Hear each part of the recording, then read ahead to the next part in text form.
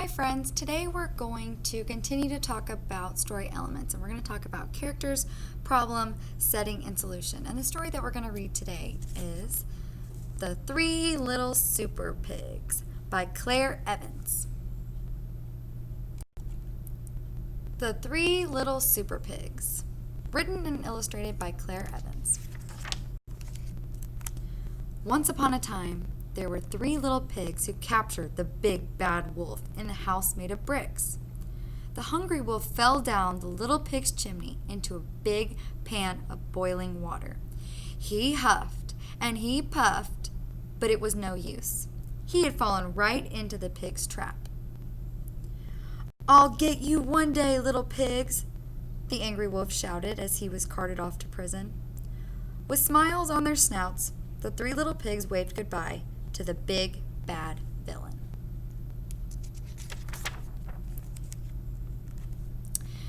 The citizens of Fairyland were very happy that the big bad wolf had been defeated.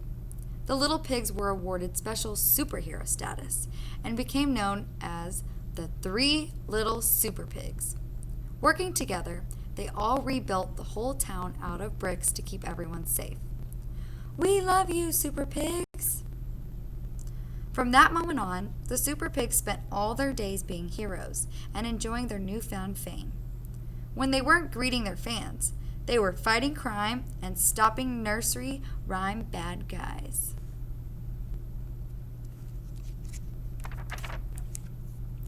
Meanwhile, deep inside Happily Never After prison, the very angry big bad wolf was hungrily plotting his revenge in his cold and dreary cell.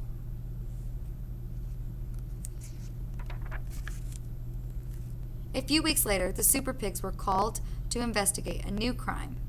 Mysteriously, one by one, bricks were starting to disappear all around Fairyland. This was very strange. The Super Pigs were on the case. Later that day, they received some shocking news. "The big bad wolf has escaped!"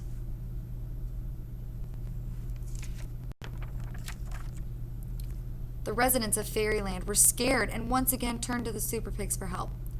"Don't worry," the three little heroes boasted. "We'll find that wolf and make him pay."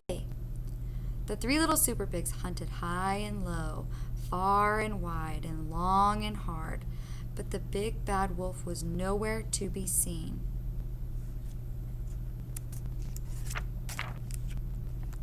The pigs searched everywhere for clues. Some people claimed they'd seen the wolf dressed up as an old lady. So the pigs rounded up all the grandmas in Fairyland. But the wolf was a master of disguise, and they just couldn't spot him.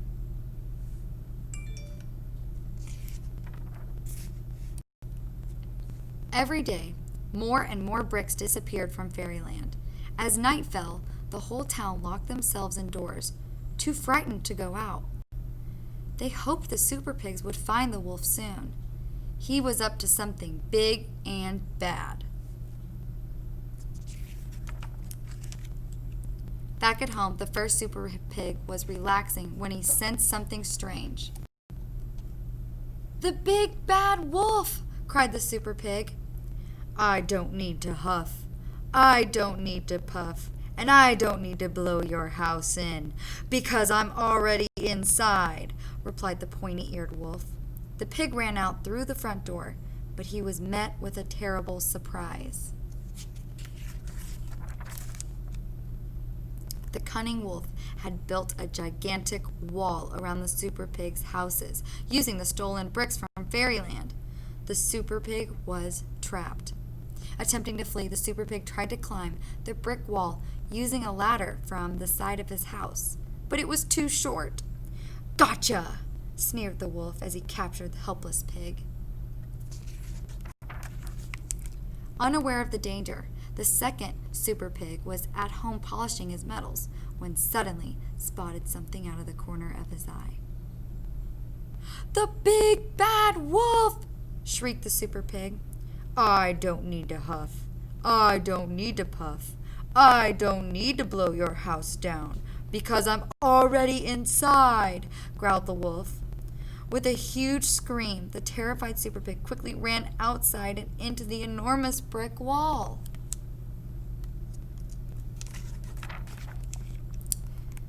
Desperate to escape, the little pig jumped on a nearby trampoline, bouncing as high as he could, but it was no use. "Gotcha!" boasted the wolf as he caught the pig in his trusty net. "Two down, one to go," laughed the wolf as he prepared his delicious meal.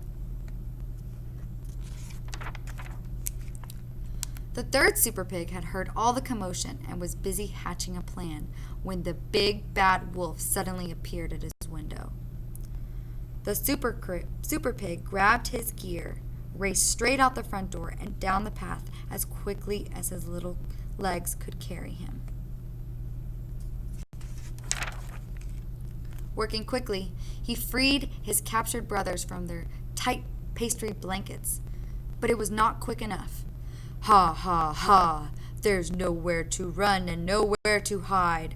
I built a wall around your houses, and now you're trapped inside," laughed the hungry wolf.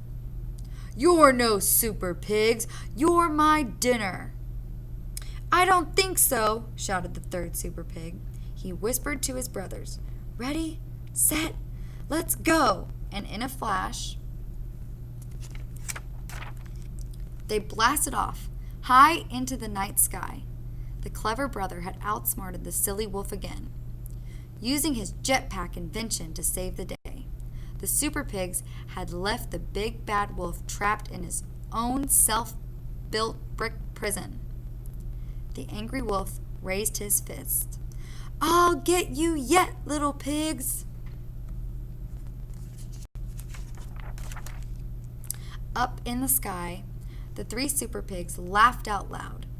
"You'll never get us, not by the hairs on our chinny chin chins." And down below, the citizens of Fairyland cheered. "Wow, pigs really can fly."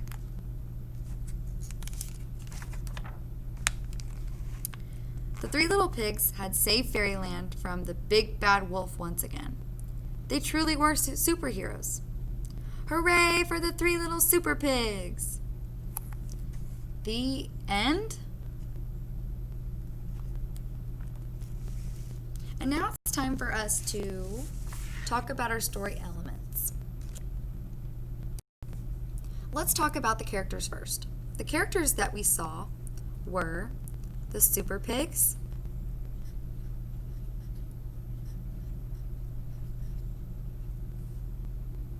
the Big Bad Wolf,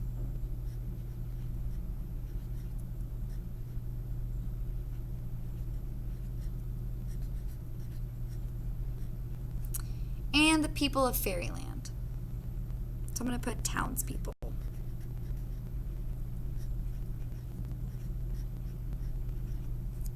The setting. Remember, the setting is where the story takes place. In this story, it was the pigs' houses, in the woods, the big bad wolf was in prison, and in the town of Fairyland. Let's also talk about the problem. The problem was that the big bad wolf had escaped and was coming for the Super Pigs.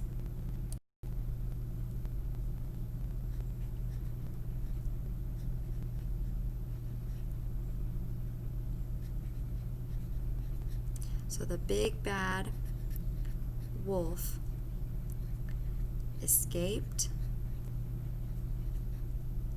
and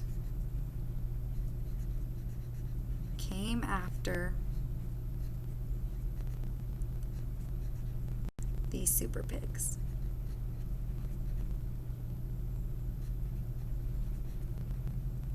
And the solution is, how does the problem get solved? So what did the Super Pigs do? They outsmarted the wolf with their jetpacks.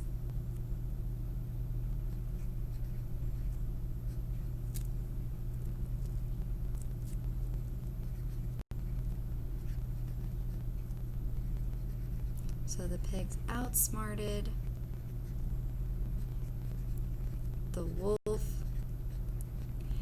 they saved the town.